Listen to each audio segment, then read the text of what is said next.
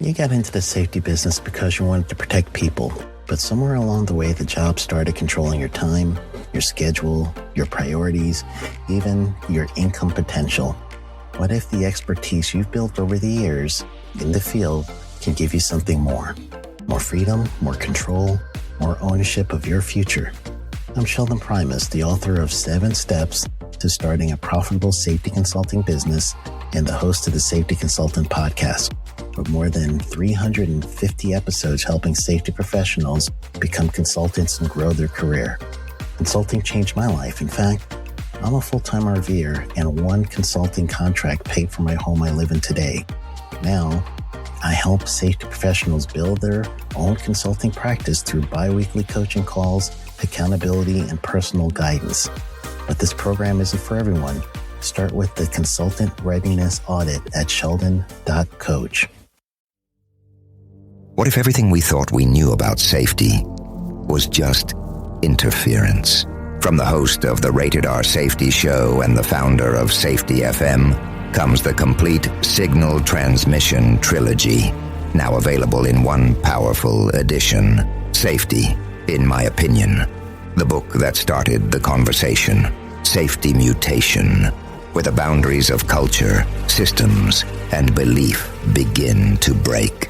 And now, Safety Transmission, the final piece of the signal. For the first time, all 3 books are together in one volume. The Signal Transmission Trilogy, Complete Edition. This isn't just about compliance. It's about consciousness. It's about decoding the way we think, lead, and live, inside and outside the system. Whether you've been following the signal since the beginning or you're just now tuning in, this is the version to own. Search Signal Trilogy on Amazon or visit safetyfm.com to get your copy now.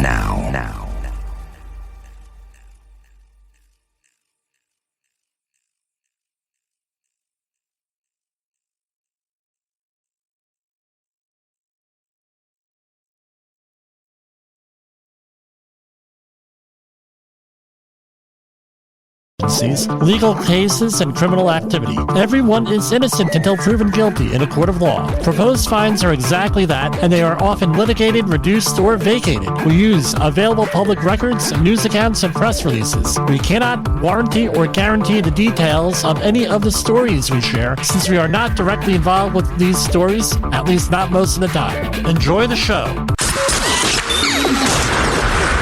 This show is brought to you by Safety FM.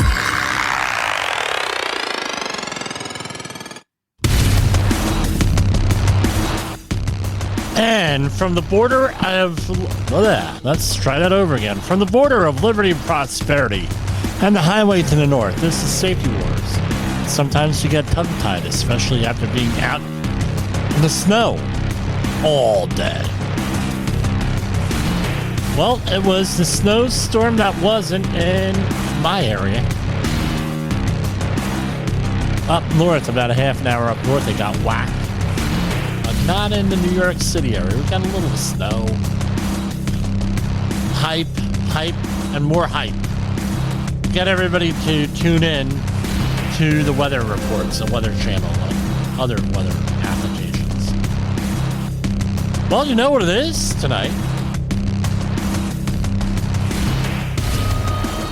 Our 200th program as either Safety Wars Live or Safety Wars the podcast. Welcome to the 200th program. Got a lot going on tonight. I was inspired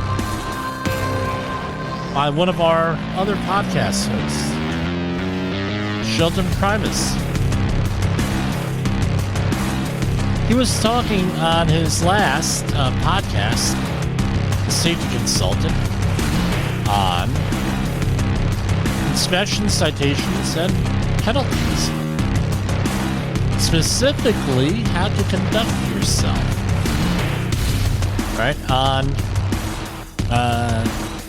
No, he talks mostly to safety professionals, but it was mostly on how to conduct yourself when OSHA shows up. I mean, there's a lot of info out there on how to do that. Number one, I'll say this much. You have the right to remain silent. You don't give up your constitutional rights. Okay, and as an outreach trainer, I'm really not allowed to say anything against OSHA per se, right? I'm not allowed to say anything that's disparaging of OSHA. When I'm in the classroom, and I try to keep that policy, when I'm doing an outreach course, I try to keep that policy when we are everywhere, right? Where we're doing this all the time. But a lot of times the OSHA, especially now, they have a lot of younger, inexperienced citation officers that may not be following all of the procedures to the letter, not because they're evil, not because they're stupid, but because they're probably inexperienced. What happened was not too much happened with OSHA over the Trump years. And when Biden came in, they didn't even have a full-time director. They had acting directors. When Biden came in, they started hiring people left and right. And as with everything, you have growing pains and everything else. So what I'm going to say is if you get cited with an OSHA citation, it's incumbent on you, especially if you're a consultant and especially if you're an employee in charge of safety, to go and look these things over and act professionally. So we have a course that we give on statement analysis. It's included in our any type of supervisory class that we give or anything like that, accident investigation, on how to really what to say, what not to say, your rights, things of that nature with that. So we're going to really quick, as is my custom, right? If I do news first, I do this first, I do that. I don't ever get to the main story. So plus I can't, this is this program starts at 8 p.m. Eastern Standard Time. A lot of people are getting ready for bed and everything else. I know that means it's drive time on the West Coast. And what I found out today, it's afternoon in Hawaii, right? I didn't know how many hours behind it was. 6 hours behind with this. So, Here what it is. So the regulations, right, for OSHA, right, 29 CFR 1903, inspections, citations, and proposed penalties. I'm just going to go through this. Williams-Steiger OSHA Act of 1970 requires in part that every employer covered under the Act furnish through his employees employment and place of employment which are free from recognized hazards that are causing or are likely to cause death or serious physical harm to his employees. The Act also requires that employers comply with occupational safety and health standards promulgated under the Act, and that employees comply with standards, rules, and regulations and orders under the Act. All right? So that's 1903.1. We go over to 1903.2. And this is more or less where you're going to be talking about the OSHA posters, and they had to be posted, right? In short. And again, you gotta, if you're really interested in this stuff, and it's really great reading right before bedtime, if you have nothing else going on. If you want to be put to bed, you can read the regulations, right? Compliance, safety, and health officers of the DOL, this is 1903.3, are authorized to enter without delay and at reasonable times any factory, plant, establishment, construction site, or other area, workplace, or environment where work is performed by an employee of an employer to inspect and investigate during regular working hours and other reasonable times and within reasonable limits and in a reasonable manner. A lot of really subjective things there, right? So basically, it gives their authority to basically go in right,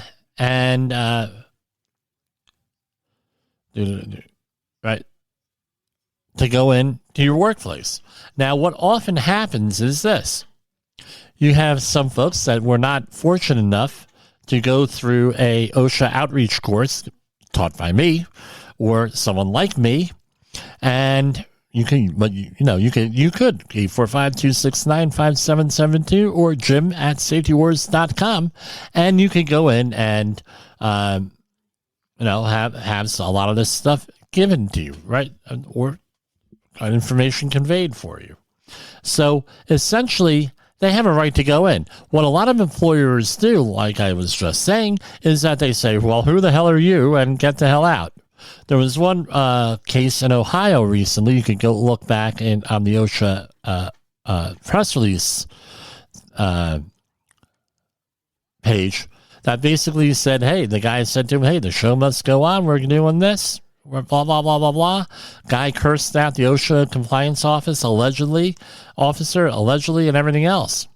Right off the bat, then it becomes an adversarial thing because a lot of times you just hit at random here with this.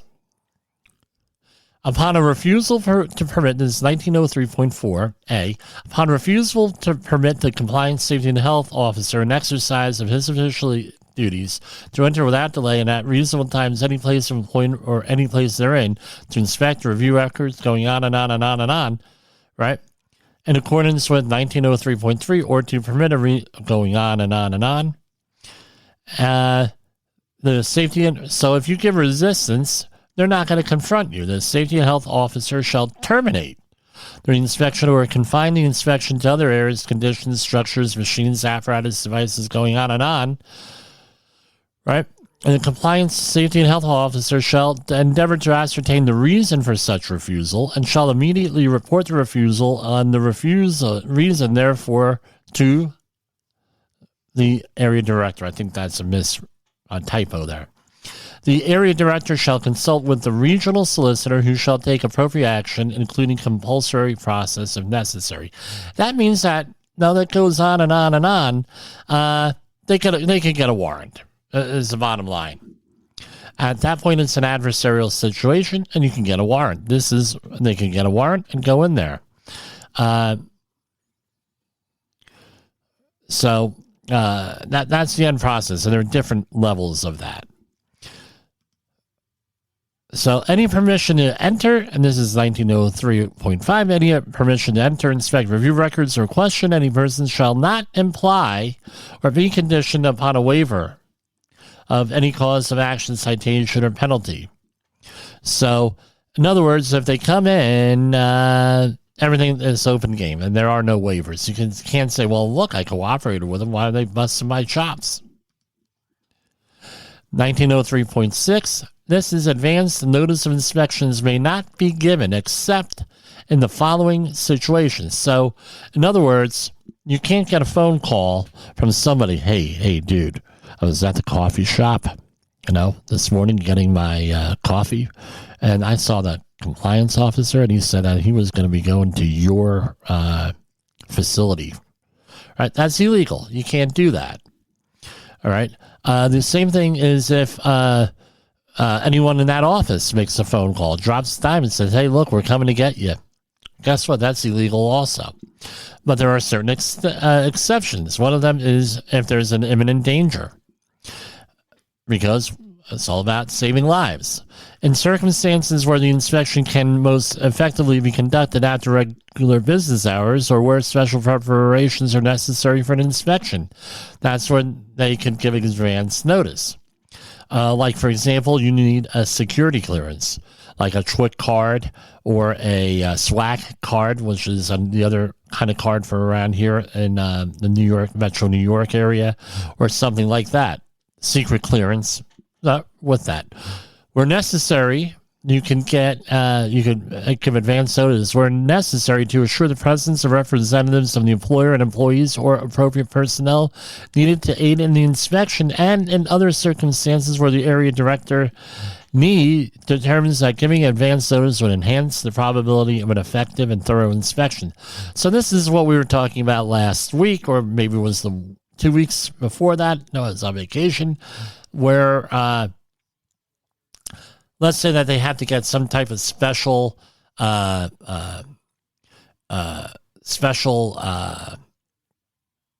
expertise out there. for whatever. The conduct of the inspections. Right, so this is along the ways of 1903.7 to go in there and say, hey, hi, I'm from the government and I am here to help. And they produce their credentials. They have the authority to take samples or to take photographs for the purpose of the inspection and employ other reasonable techniques, including questioning people. Again, what I always recommend is that unless I'm there, actually when this happens, and that has happened, people go in there with the take whatever photographs the compliance officer is doing, is taking any measurements, and there's any discrepancy in the measurements. So, for example, they measure something, a height of a platform at 6 feet, and you say, no, it's not 6 feet, it's 5.5 feet, right? And you ask them to, hey, no, this is what I learned from Sheldon today. You tell them, hey, look, there's a discrepancy here. Ask whether it's 5.5 or 6 feet, right? With that. And 1903.8, basically the compliance officer,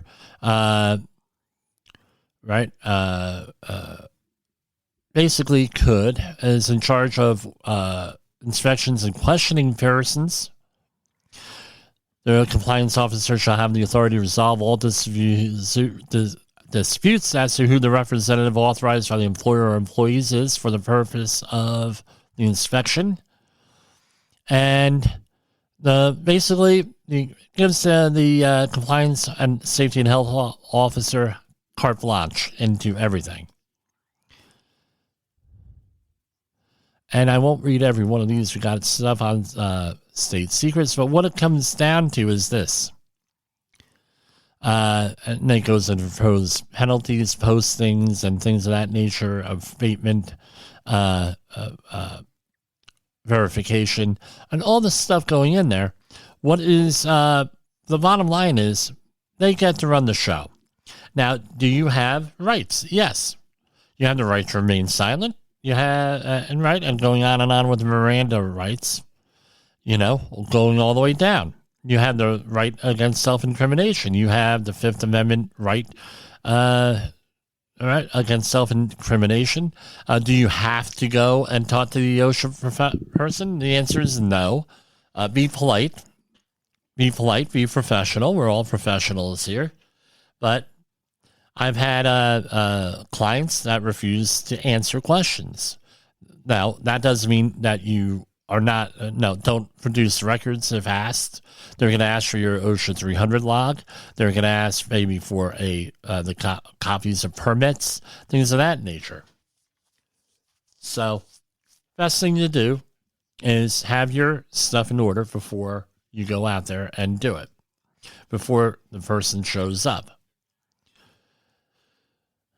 Being in an adversarial situation almost never works out well with that.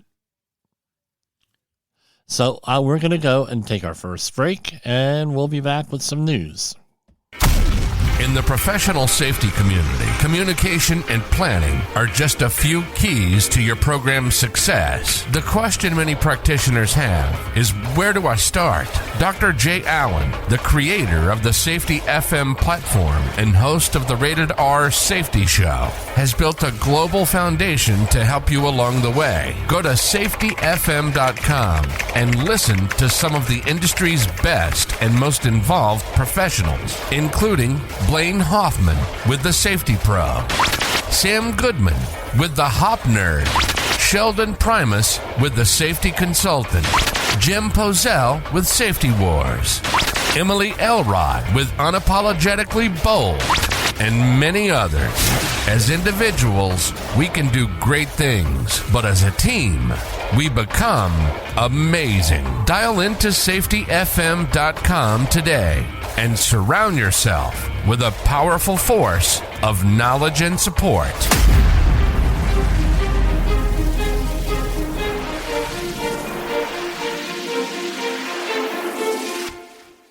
OSHA recordables, catastrophic losses, environmental disasters. You want answers? So do I. This is Jim Posel with Safety Wars. That's my daddy.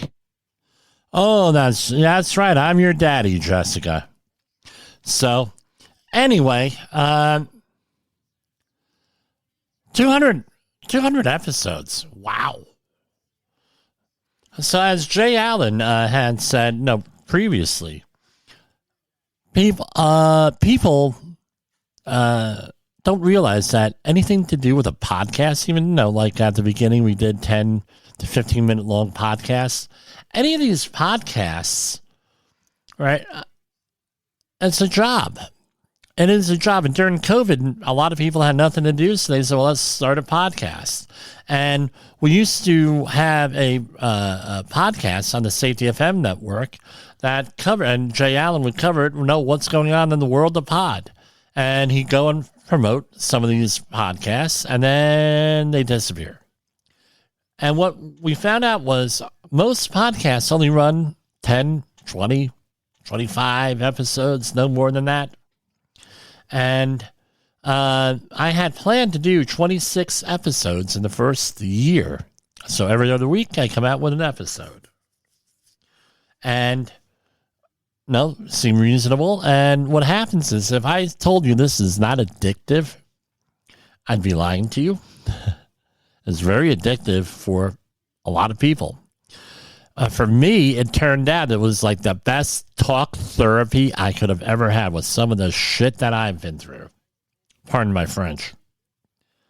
Right? Abuse, psychological. Mishandling things. My own darn fault. I'll admit it, 100%. Not realizing when people are using you, not realizing what a sociopath was, not realizing what gaslighting was. All this stuff I learned over the years. I wanted to share it. And this is part of the reason why I do this is I don't want anybody else to go through what I went through. However, people have to live their own life, and you realize that people have to make their own mistakes and have their own experiences. And it was very cathartic and everything else. Then later on, it turned into every night almost. Most weekday nights. I can't make all of them because I have small children or, children growing up. And you know how it is to be a parent. And sometimes we have pre-recorded things and whatever else goes on. But I wanted to thank Jay Allen and the Safety FM network and all the support that I've gotten. And as a result, with some of the projects that I've had for JCP Technical Services, DBA Safety Wars, I've with clients and everything, they're like, Jim, you got to promote your podcast more. I got that this past week where I was doing applying. So when you're applying for a new project, you have to hand in your professional resume, also called a qualifications experience package or curriculum vitae, however you pronounce that. And you have to hand that in. Well, we added in, podcasting, this and that, right? Online platform, YouTube channel, things of that nature, and social media. And all of that goes into that. And I said, well, yeah, that needs to go in there because it's one of my skill sets with this, especially on one of the projects I applied for. They're looking for somebody who could broadcast, right? Internal broadcasting, that sort of thing. So gained a lot of experience. We went into the live program. Jay said, hey, Jimmy, it's time to get a mixer board here. We got the little mixer board. We do a little bit of promos. I'm getting my daughter involved, a little bit of my son, if you'll choose to, the other James Posel. So you get 2 James Posels for the price of 1. And now we're getting this in here. Part of the thing is I want to pass on what I know. As everybody knows, on the program, I had my brother John passed away in 2016. We're coming up to 7 years this month with that. And when he left, we had when he passed away, he was sick for many years, but it was still unexpected when he passed away. It was on Easter Sunday. He, there were a lot of experiences that we were very close. I'm close with all my brothers. So there were a lot of experiences growing up that you can reminisce with, you can talk about with somebody. It's sort of like when you're telling a story and nobody's laughing and you're like, oh, I guess you have to be there, right? You had to be there to laugh over this. And you go into, I miss that because there's that shared experience and shared memories with him that we had were very special. And I wanted this to be part of, for lack of a better word, a legacy. This is my legacy, my stories, my career, my opinions, my feelings. So it's a little bit selfish, but I want to help other people. That's the whole thing. You have to learn to forgive and forget what happened to you and just chalk it up to experience and move on. Because what you find out is that these folks who abused you, who did things to you, who screwed you over, it doesn't even come into their mind that they did that. Maybe they didn't even realize it was inadvertent. That doesn't even come into their mind.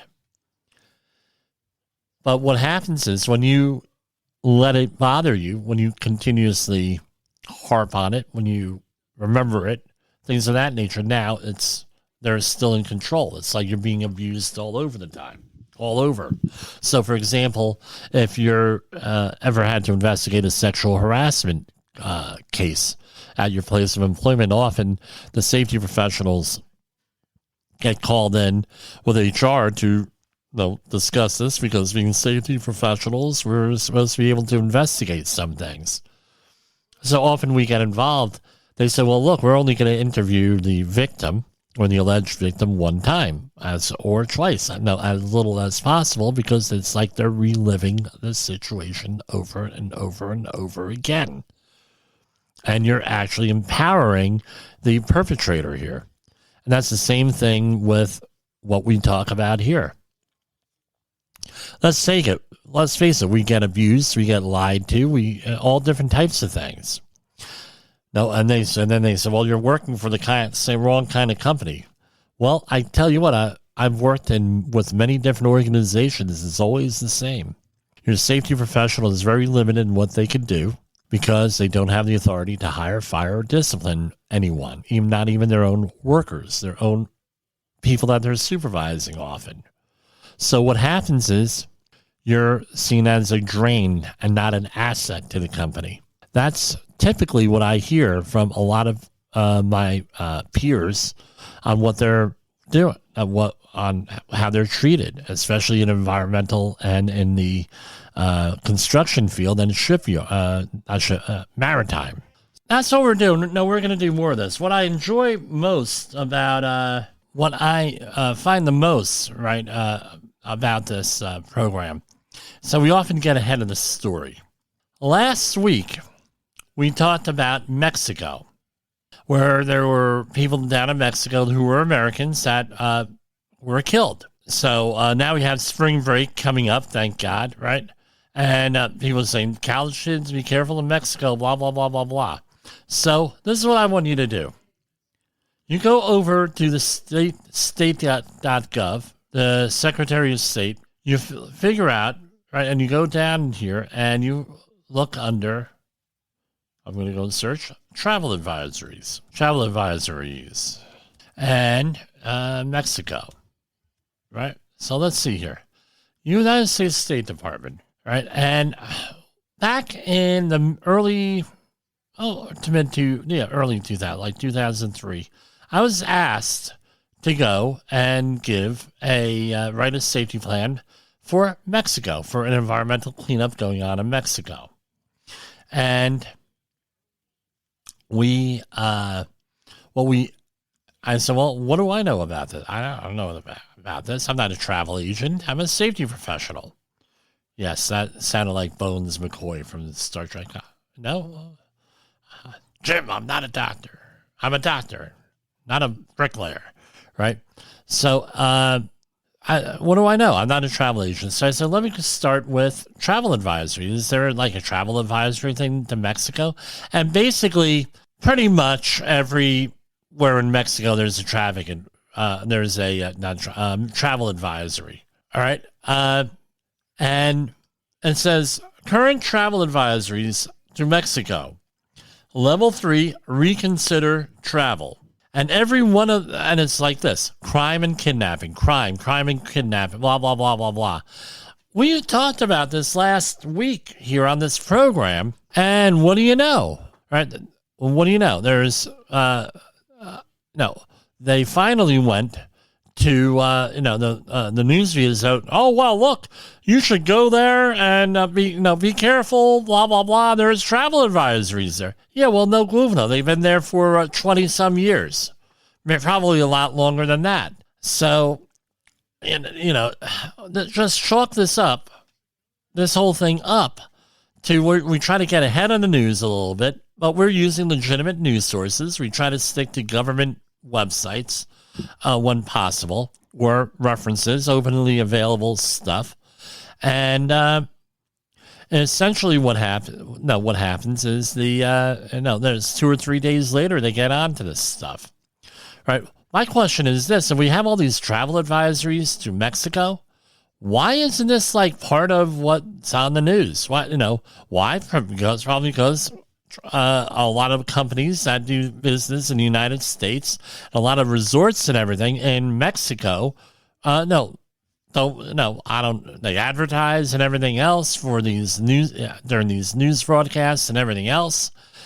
They don't want to hurt tourism. They don't want to hurt the economy there. Not necessarily. No, you don't have to read into this too much. How would it be like if you're a Mexican resort and you're advertising on an American news station? Pick one out. Doesn't matter. They're there. Well, hey, this is what's going on in New Mexico: crime and kidnapping. Now, there are parts of Mexico that are beautiful that don't have that, right? In certain resort cities, and apparently it's a honor among thieves sort of thing, where people try to leave Americans alone in Mexico, that sort of thing. Okay, I get it. People go down there all the time on this network to Mexico. They have a great time. My best friend from childhood moved to Mexico recently in the last year and a half, 2 years or so. Living in Mexico, having a great time, right? And everything else. Well, that's great. To act like all of a sudden this is a new thing. And by the way, I'm not picking on Mexico. So basically the travel advisory levels for the U.S. State Department are 4 of them, right? 1, being like this is old DHS stuff, right? 1, exercise normal precautions. 2, exercise increased caution. 3, reconsider travel. And 4, do not travel. And there are a lot of travel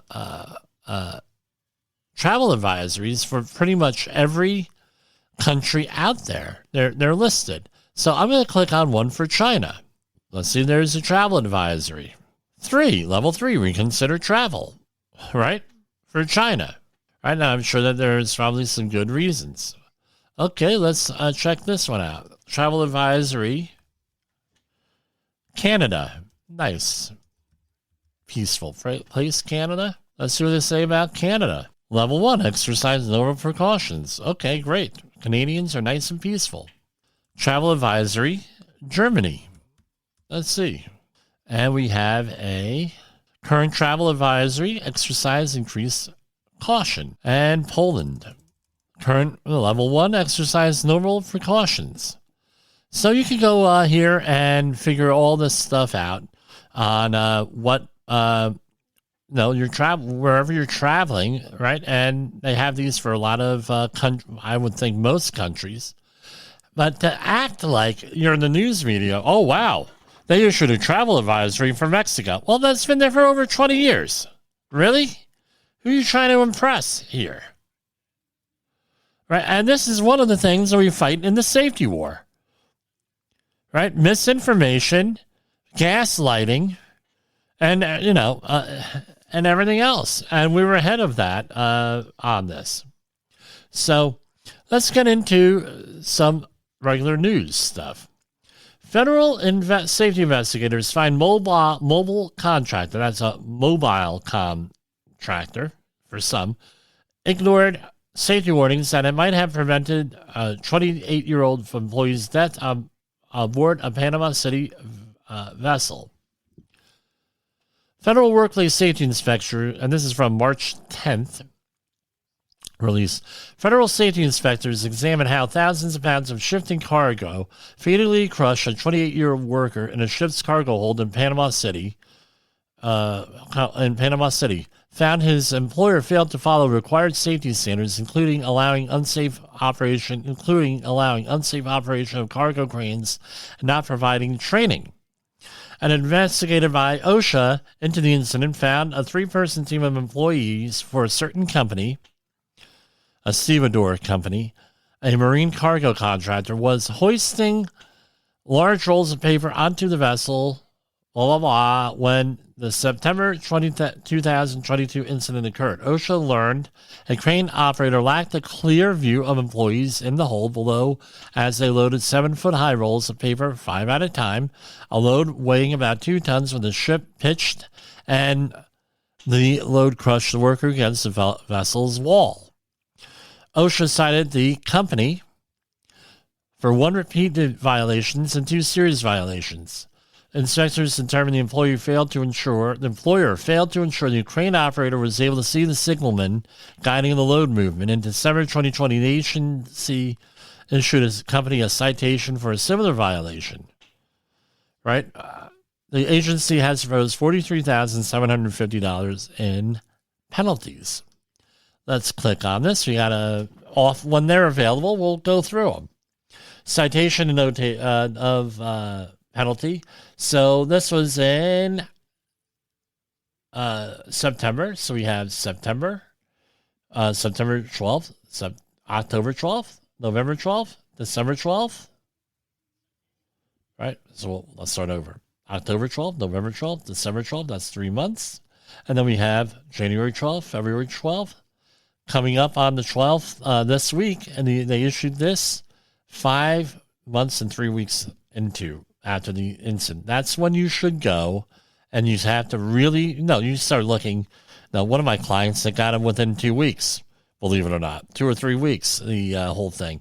But what do? You got to tell whoever gets the mail, be on the lookout for this. Don't file it somewhere, put it on a junk file. When this comes in, Department of Labor, blah, blah, blah, guess what? Hey, boss, Department of Labor. Here, you got to read this because you have 15 days to contest this.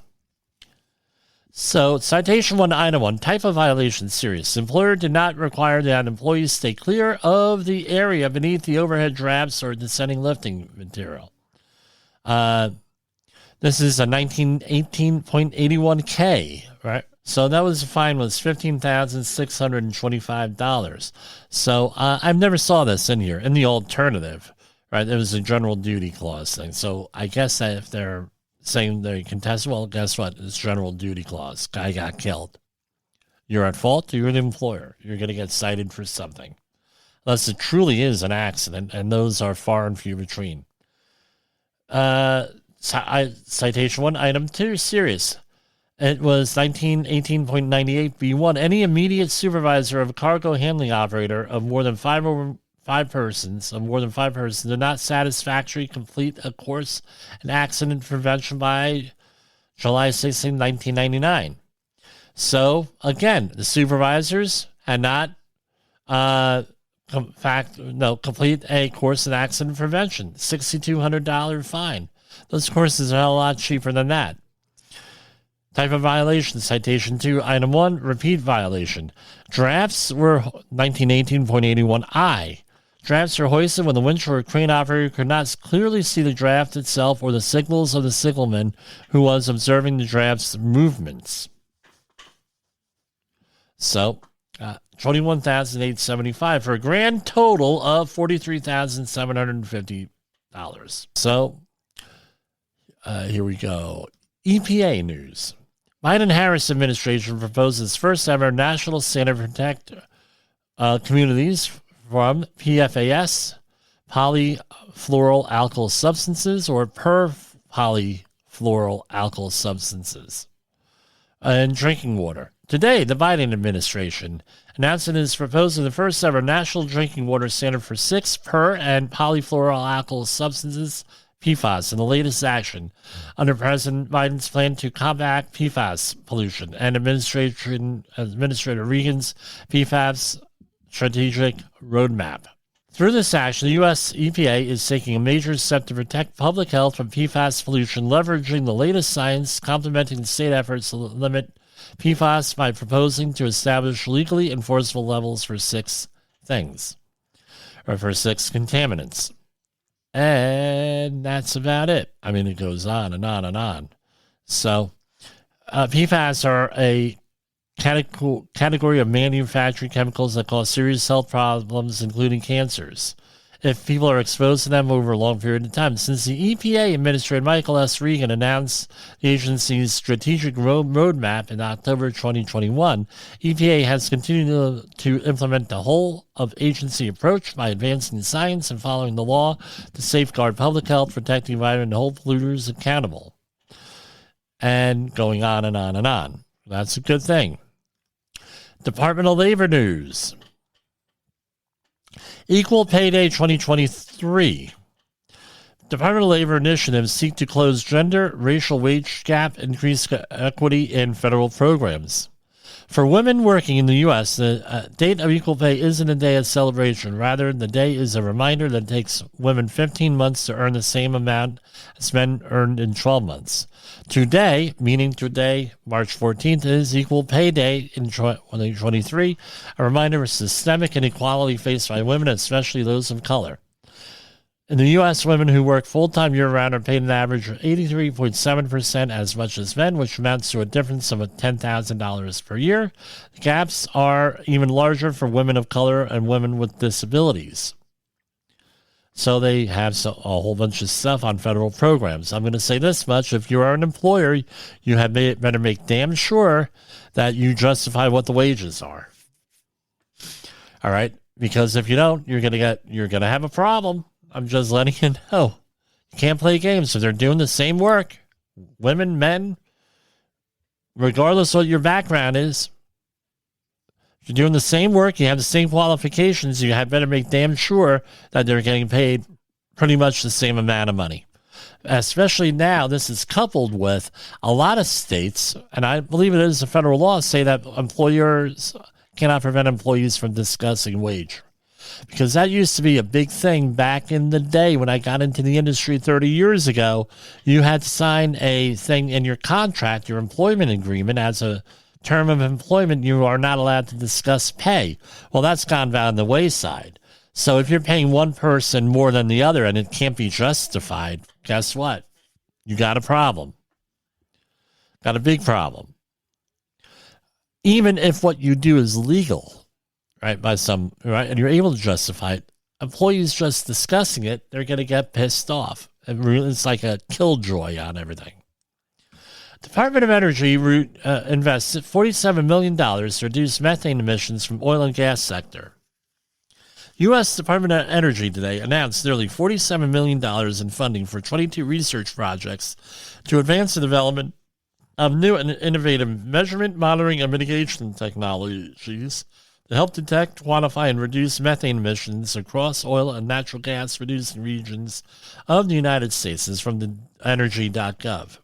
And here we don't need that story.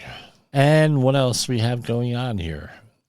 Okay, an update on the East Palestine, Ohio situation. Ohio Attorney General sues Norfolk Southern over derailment. The suit filed in federal court seeks to force the company to pay civil penalties, costs, and damages after the train derailment and controlled burn of toxic chemicals. The Ohio Attorney General filed a 58-count federal lawsuit against Norfolk Southern on Tuesday, charging that the derailment of a train carrying hazardous chemicals last month in the village of East Palestine was the product of the company's negligence and recklessness, posing serious health risks to people in the area and causing substantial damage to the regional economy. The suit filed in U.S. District Court for the Northern District of Ohio accuses Norfolk Southern of numerous violations of state and federal environmental laws. It also raises claims of public nuisance and trespass. So let me say this. Let's say by chance that Norfolk Southern is not found liable for this under, you would think, federal environmental laws, some state environmental laws. They go back to the original environmental laws, which were public nuisance and trespass laws. So what those laws were basically, as long as your pollution stayed on your property and did not impact anyone else's property, it was a property rights thing, therefore you weren't liable for anything. So often in these cases, they will go, and I'm not an attorney, I'm not giving legal advice or anything, I'm a policy guy. Often what will happen is that they'll put this in, well, hey, trespass, public nuisance, things of that nature. And it goes back to even with some of the original clean water stuff, was how did it impact shipping? And then eventually we had this whole thing of tragedy of the commons, and you had other things where you had public property, and the air is public property, and that was what the thinking is nowadays, and therefore you're polluting that, and as you're creating a public type of thing. Biden signs executive order to ramp up gun control. President Joe Biden, I don't really talk about guns, so this is like one of the only times I'll ever mention it. President Joe Biden signed an executive order on March 14 to advance gun control measures, including a step towards universal background checks, as much as current law will allow without requiring new legislation. Biden announced the order in a speech at the site of a January 21st, 2023 mass shooting that killed 11 and wounded 9. The order increases the number of background checks before firearms sales to get as close to a universal background checks as possible without additional legislation. The executive order promotes the expanded use of red flag laws, scrutiny of the gun industry, and the ability to identify and apprehend shooters. Biden will also ask the FTC to issue Federal Trade Commission to issue a report on the marketing of firearms to children. And according to Biden, this would be accomplished by increased enforcement of the Bipartisan Safer Communities Act. The act will be especially instrumental in implementing two of Biden's most controversial plans. Critics of the change say this would encompass most private sales between individuals, which currently do not require a background check. Russian fighter jet hits American drone over the Black Sea, according to U.S. officials. Right. A Russian fighter jet hit a U.S. drone over the Black Sea on March 14th, the U.S. officials said. The Russian Su-27 aircraft struck the propeller of the drone. The U.S. European Command said in a statement, the impact forced U.S. personnel to bring the drone, an unmanned MQ-9 model, down in international waters. The drone was conducting routine operations in international airspace when it was intercepted and hit by a Russian aircraft, resulting in a crash and complete loss of the MQ-9.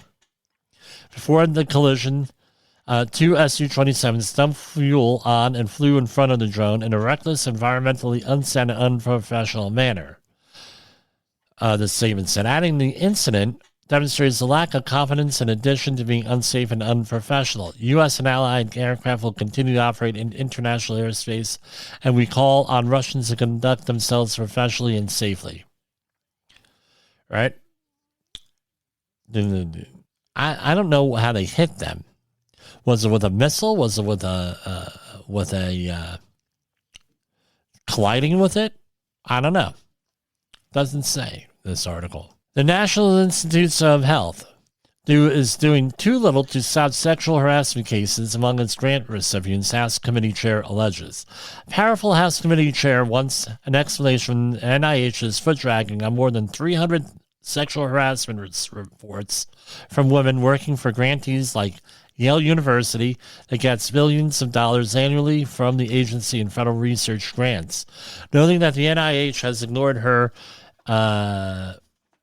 August 2022 request for information on the issue, House Energy and Commerce Committee Chair Kathy McMorris Rogers, a Republican from Washington, reminded NIH Acting Director Lawrence Tabak of the case of Axel Grothe, an oncologist who continued to co-chair a National Cancer Institute steering committee despite being disciplined by 3 states for inappropriate sexual conduct. Grothe was not removed from the committee until 2 years after complainants contacted the NIH. So, anyway, this is in there. I don't know. Everyone's innocent until proven guilty here. Let's remember that. This is all alleged. Don't know if it's true or not. There's just been accusations and a congressional investigation. This from Kiev, Ukraine. 3 months after Ukrainians celebrated the expulsion by Russian forces from the city of Kherson, it's free of occupation but hardly at peace. A nebulous status that never seemed more clear than on Tuesday as Moscow suddenly stepped up to shelling them. Ukrainian officials said that Russian forces had bombarded towns and villages on the west bank of the Dnipro River, the front line between the warring sides in the southern Kherson region, pounding them with hundreds of shells from tanks and artillery, dropping explosives from drones. At least 1 person was killed and 6 were wounded. And how much more time do we have? Okay, just under 5 minutes. More flooding is feared as latest storm pummels California. Another in a series of atmospheric river storms swept much of the state on Tuesday with strong winds, heavy rain, and lower elevations and snow in the mountains, worsening flood risks. So, all of those fires, now you got problems with flooding. Unbelievable. They're calling it now an atmospheric river, stormed in, wreaking havoc with high winds and flooding that closed roads and schools, knocked out power, and prompted evacuations in vulnerable areas.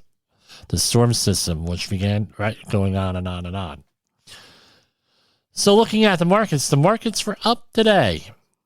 All right, but still took the hit lower than what they were on March 9th last week. Dow Jones closed up 32,155, S&P 500 39.19, NASDAQ 1148.15, Russell 2000 1776.89. All of those were up. U.S. Treasury notes up 3.68. Bitcoin up to 24,000. Ay. Moving on up.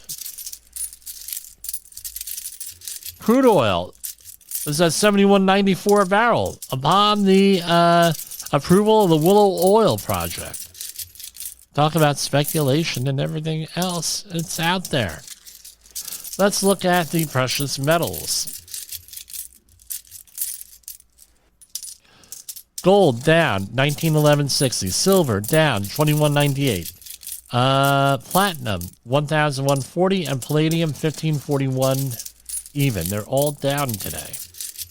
So that was program number 200. I hope to be here for another 200 more and then into the future. If you need a health and safety consultant, give us a try. 845-269-5772 or jim@safetywars.com. I'll be seeing you tomorrow night. No, actually, I might not be here tomorrow night. We'll figure it out then. All right? So I will take care. I'll take care. Bye-bye. The views and opinions expressed on this podcast are those of the host and its guest and do not necessarily reflect the official policy or position of the company. Examples of analysis discussed within this podcast are only examples. They should not be utilized in the real world as the only solution available, as they are based only on very limited and dated open source information. Assumptions made within this analysis are not reflective of the position of the company. No part of this podcast may be reproduced, stored in a retrieval system, or transmitted in any form or by any means, mechanical, electronic, recording or otherwise, without prior written permission of the creator of the podcast, Jay Allen. Since we talked about Canada today, we're going to play Oh Canada.